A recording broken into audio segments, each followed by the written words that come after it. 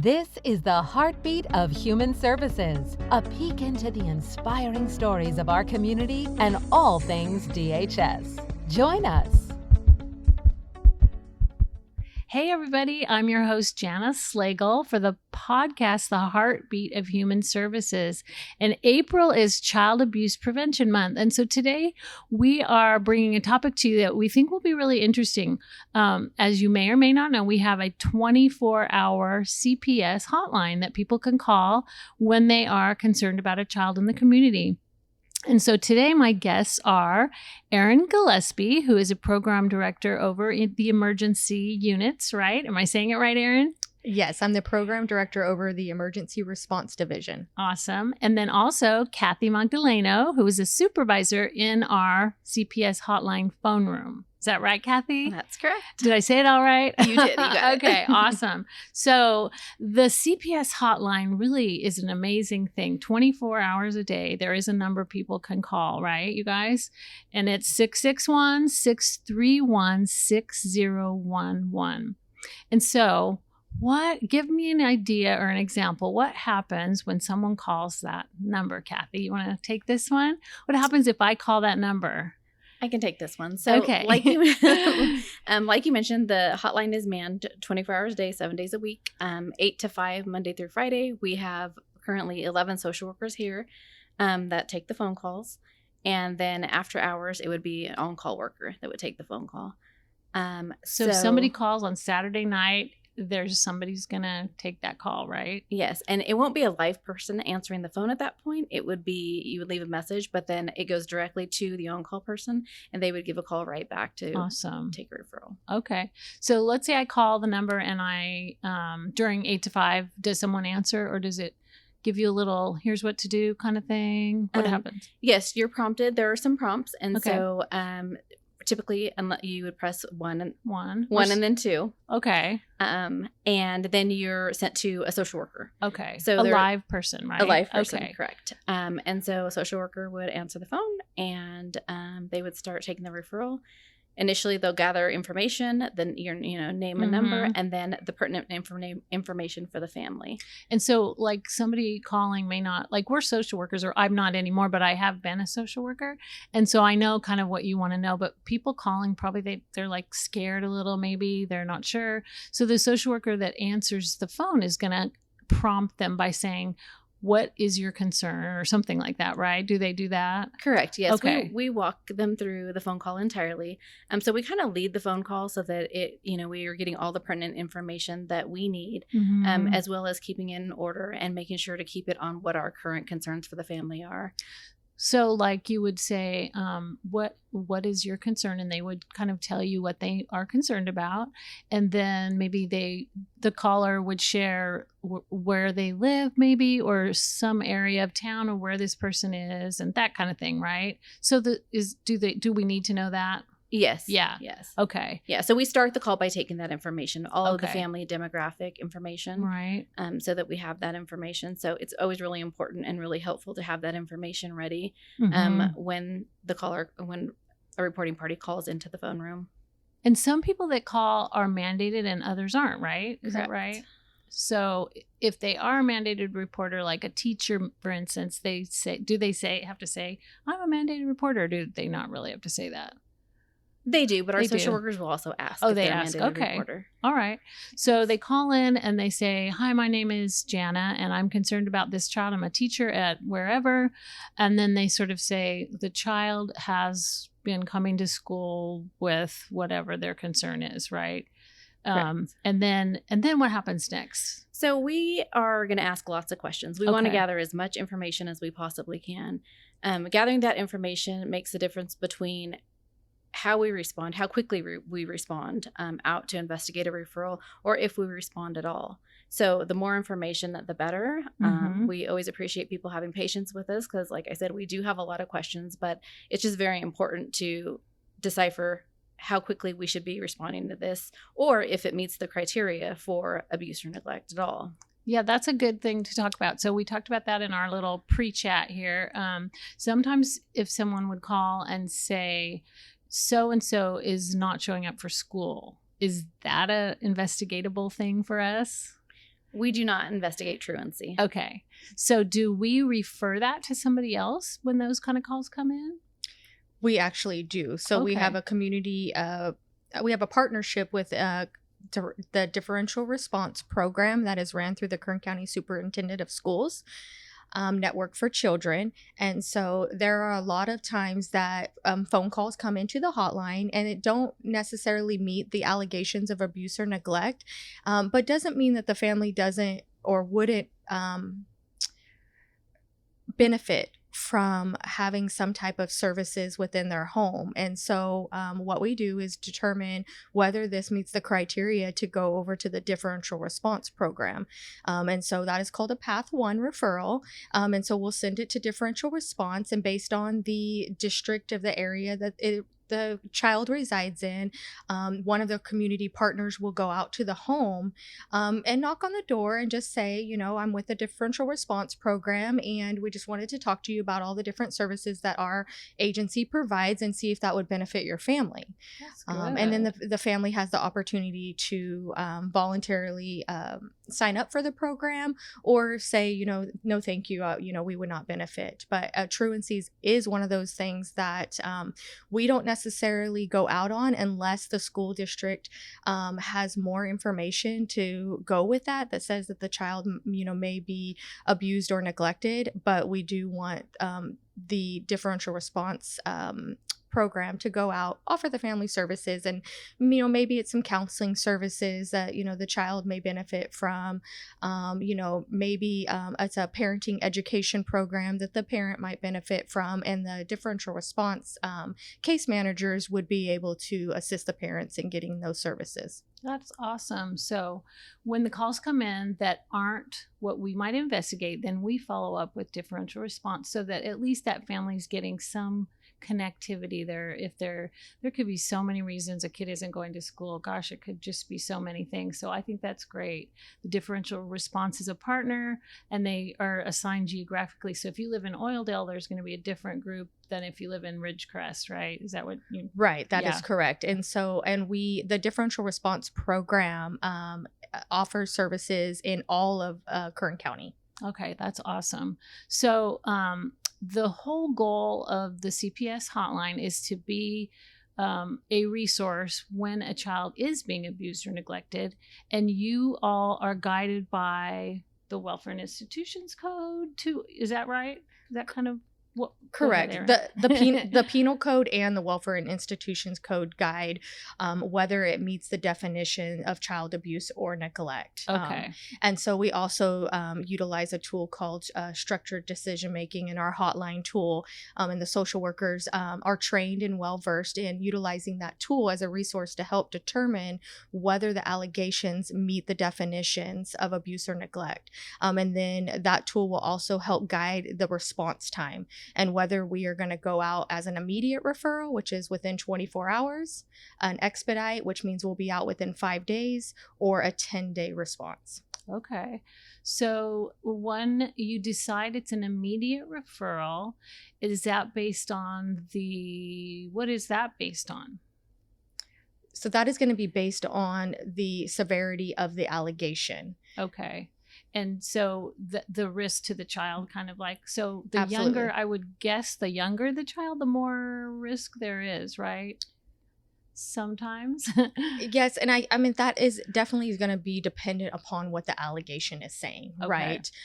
So let me give you an example. If you have a dirty home allegation and that the home is filthy and is not well kept and there's a lot of debris everywhere, then that risk is enhanced by the age of the child. So if you have a teenager, that risk might not be as high as if you have a toddler or a baby who is just now crawling or starting to walk, and can pick up any of those items that are on the floor and try to put them in their mouth. Right. That's good. And so I think when you say dirty home, I'm glad that you expanded a little because it's really when it becomes a health and safety issue, right? Right. Correct. Okay. So there could be things on the floor that are, animal things from animals that people didn't pick up or any number of things like that. But it isn't just like when our house is messy at all, right? It's completely filthy, just so people know. Yeah, we definitely want to differentiate because everyone has a different definition of dirty. So we want to differentiate. And there's also a difference between cluttered because sometimes we have families living in a very small home. There's very little room. And so the home is cluttered. So we'll definitely ask the caller to describe what they're seeing or what they've seen. So that we get a good picture of what they mean when they're referring to a dirty or a filthy home. That's good. Would you say, either one of you, that the majority of the things we investigate have to do with neglect? Is that one of our higher areas we look at or we get calls for, I guess? Right. Well, general neglect is our highest allegation that we investigate. But general neglect, it encompasses many different things, and that is whether that's inadequate supervision, whether that is the condition of a home, substance abuse of a parent, so many different things fall under with that category of general neglect. So it would be the highest investigated allegation. Okay, because it is, like you said, it encompasses a lot of things. Somebody could not be taking care of their child for a lot of different reasons, a lot of different Right. things. Correct. It could, anything from hygiene to medical neglect. Okay.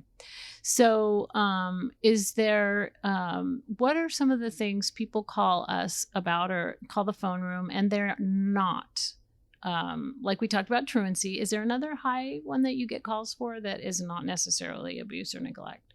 So like lice, for instance, if somebody has chronic lice, is that sometimes you get a call on that?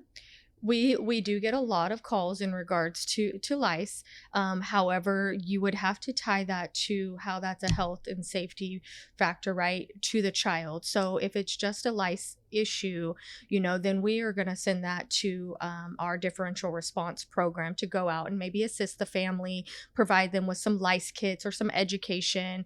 But if it's a situation where it's a chronic lice issue, and now we have the caller explaining that the child has open sores on their head, that their hair had to be cut off or shaved just to, fix the problem. So if it has to be the ongoing chronic neglect of it and how it's currently affecting the child overall safety. I see. Okay, that makes sense. So because I've had people call here asking, if you get a call from a daycare provider or somebody's calling about a daycare provider, is that our jurisdiction or not ours? I think there are different factors that go into determining that. Okay. Because does this daycare provider have children in their home? And who are the allegations against? But typically in those situations, that's something that community care licensing would be investigating. Got it. And we would refer that over to them for further investigation. Okay. There's a lot of thinking in this, isn't there? I mean, you really have to dial it down to a lot of things. So your staff has to be really trained when they're taking these calls to differentiate all these little details. There's a lot to it. I'm your co-host Allison, and I'm interrupting today's podcast to highlight a special opportunity on behalf of our JobFest team. JobFest Ridgecrest is happening on April 6th from 10 a.m. to 1 p.m. at Kerr-McGee Community Center. For more information, head to jobfestkern.com. If you'd like to join our team here at DHS, head to kerncounty.com under the Careers tab. Thank you for listening, and now back to the podcast. Yeah, I think, we're definitely blessed that we have some amazing social workers within our hotline and our on-call program. And, they are very experienced and have the training needed to be able to accurately assess each call and what is entailed, and what really to try to listen to the caller and really try to get out the information that is needed so that we can accurately assess whether we need to respond to this situation or not. Yeah. So after we get a call and you decide it is meeting the criteria for abuse or neglect, then you decide, you triage, so to speak, of how many days until you respond, right? So it's either immediate, what were the other two? Expedite, which is 5 days. 5 days. Or 10 days. Or 10 days. Okay. So then after that, you called it a referral, just so people, you put that in a referral format, and then it's given to a social worker to go out and talk to the family. Is that right? That is correct. That's it's given to an investigating social worker to go out, who is required to respond within the time frame, and to investigate the allegations, and to determine the safety of the child, and if the child is not safe, to develop a plan with the family, if able, to ensure that there's an adequate support system involved, and that the family is willing to do the necessary steps to ensure the safety of the child. Okay. And so the phone room, you said there's 11 social workers, right? And 2 supervisors. Kathy's one of them. So how do you, I'm sure when you are somebody receiving these calls every day and you're hearing all of these things, it can be challenging to hear the things that you're hearing, right, Kathy? I mean, how do they cope with that? That's a tough one, huh? You hear things, don't you, that maybe are hard. Yeah, you do. Yeah. I think that we have a very cohesive team, so I think they're able to talk to each other about it. That's good. And they know that they can come to myself or the other phone room Right. supervisor, Greg, as well. But I think that just helps, having coworkers who someone. understand and who listen to the same things day in and day out, because it is, Yeah. they're constantly hearing the worst of the worst, whether or not, that ends up being true or Right. not, but it's still. Yeah. So how do you Constant cope, push. Kathy? I mean, this is something that we have talked to a lot of different staff about, because our jobs in social services can be just emotionally draining. Do you have sort of a self-care, if you will, game plan? Do you go for walks or get facials? I don't know. Some kind of just making sure you're okay, I guess. That's what I try to. You try to. I That's try good. to. Yeah. I try and incorporate, facial sometimes, or occasional massage, but Right. Just making sure you're emotionally doing okay too. yeah, just That's spending time good. with my family helps. Yeah. So That's good. I've ran into Kathy a few times at the nail salon, so She's taking a care of little bit herself. self-care. That's good. Yes. What else do you think it's important for people to know about our hotline? I think it's important that they know that everyone who answers the phones is really there to help. We a lot of people call in, they're nervous, especially if they're a first-time caller. Just want everyone to know that our social workers will walk them through the call. They'll ask the pertinent questions. Also, really important to know, when they call and we're asking these extra questions, the more information we have, the better. So an example of a call we would get would be that, say, Johnny shows up to school and has a bruise on his face. And so we'll ask, did Johnny say what happened? And sometimes we'll get the answer, no, we didn't ask because we're not investigators. And this is across the board. Sometimes adults don't want to ask those questions. But that extra information makes a big difference in how we code this referral, how quickly we're going to respond, or if we're going to respond at all. So it's really important to ask those follow-up questions. And it's not investigating if you just simply ask, Johnny, what happened to your face? And those kind of questions are just showing concern. Yeah. So right. I think it's important to remember that just asking a question about what happened is not necessarily investigating. It's not opening an investigation. That's good. So that helps you to know what to do in the phone room when people have a little more information. Correct. So if Johnny says, I walked into the door, or something that maybe doesn't make sense, then you can kind of gather a little, more information from that, I guess. Yes, absolutely. And we're Yeah. also looking at past history as well. So if, little Johnny, if this is the third time little Johnny has had a black eye, but he's saying, he ran into a doorknob, that might raise our concern a little bit, because in the last couple of months, little Johnny has had 3 black eyes. And so at that point in time, we are going to actually determine whether we actually should probably go out and investigate along with law enforcement. So law enforcement is a huge partner of ours. And so there are several allegations that we don't go out alone. And so we really rely on our law enforcement partners to be out there assisting us. That's good. I'm glad you brought that up, Erin. What would be the other categories when you would want law enforcement with you as a social worker? Absolutely. There would be sexual abuse. So sexual abuse, physical abuse, and sometimes some severe neglect allegations. We're going to really heavily rely on law enforcement to be there as a partner in that investigation. And that might mean that, we need to step aside and allow law enforcement first to go in and assess the situation and the severity of the situation before we come in and do our investigation. That makes sense, because those sexual abuse and severe neglect, and what was the other one? Physical abuse. Physical abuse, because those would be criminal as well as, right? Those probably why they potentially criminally, right? And so we definitely don't. If it is going to be a criminal case, we don't want to impede on law enforcement's investigation. So we want to make sure that we're really communicating with them, and being a partner with them and stepping aside and allowing them to do their investigative piece first. That's good. So are there any myths that you guys would like to dispel about the CPS hotline? Is there anything you think people don't understand about it? Have you heard people say things, or is there something that you'd like people to know, your overall heart with it, or just anything you'd like us to know? I think you really touched on it, Jana, is that earlier when you were talking about, who's calling into the hotline, and, we're not hearing success stories, we're not hearing, all the amazing things that are happening out in the world, in the community, and with children, and all the great things that the social workers are doing, or other community partners. When people call into the hotline, they have a worry, right? They have a concern and a fear, and kind of like what Cathy talked about is, especially if you're a first-time caller and you're not a mandated reporter, you're concerned and you're worried that somebody's going to find out that you made a report. And so, we want to really stress the importance that mandated reporters, or anyone that calls in, can call in anonymously.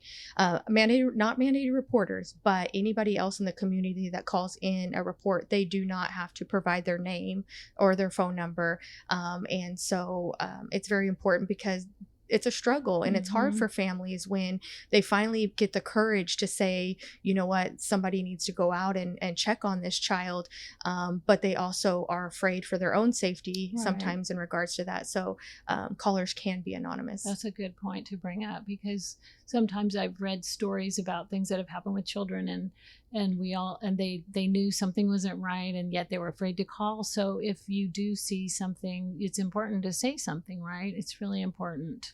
Yeah. And, don't worry even if you feel like, I'm not for sure if I should call this in, and I don't know if this actually even would warrant a call to Child Protective Services. Your call could be that one missing piece, because maybe we've already received several other calls from the community, but we just never quite had enough to determine whether we needed to go out and investigate. And maybe something that you say could be that missing link that we needed in order for it to rise to that level, so that we can go out and check on this child. So I always, want to say is, like, leave it to the experts. Our social workers are the experts. Don't be afraid to call in.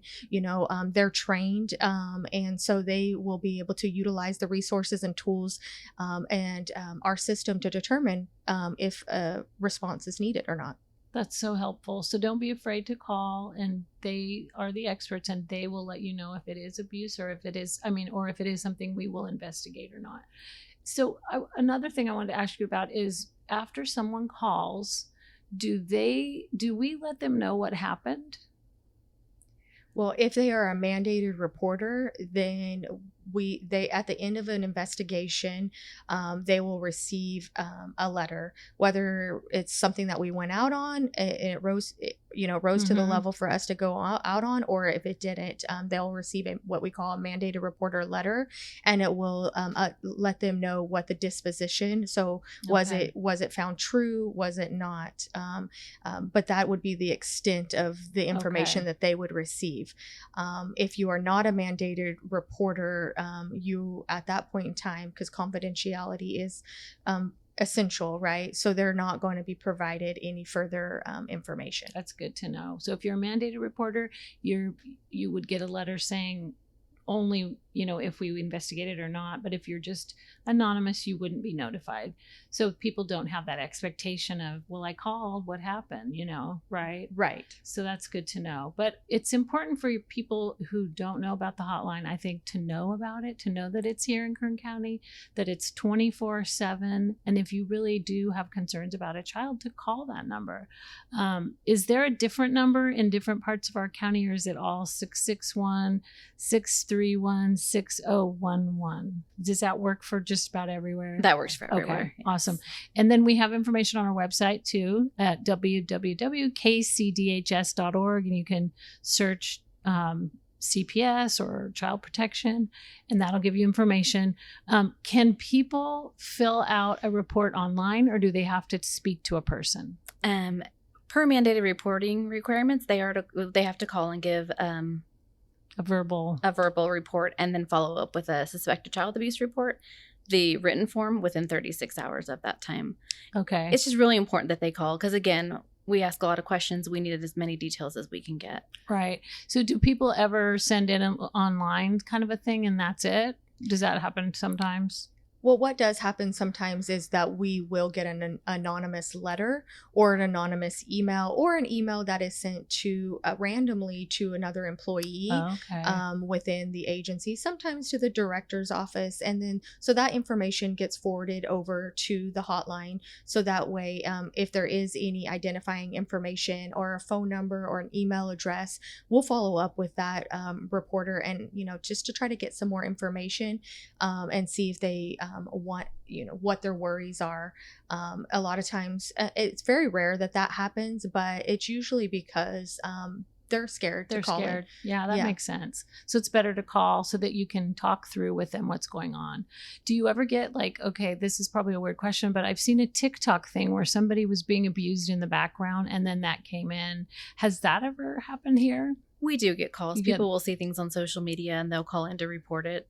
Yeah, those are probably hard to figure out, aren't they? I don't know how you have to use your sleuth skills to figure it out. In those situations, it seems like we end up getting several calls, and someone will be able to identify the family along the way. That's good. Yeah. Well, there's cameras everywhere in the world we live in today, so it seems like that kind of thing may happen. Mm-hmm. But I am so glad that you guys came today and talked to us about the hotline, that it's available for people if they need it. And we want them not to be afraid, because the social workers are trained and they will talk you through everything. And so if you're a mandated reporter, you probably know you are, but if you don't, we can help you know that too by some questions you can answer.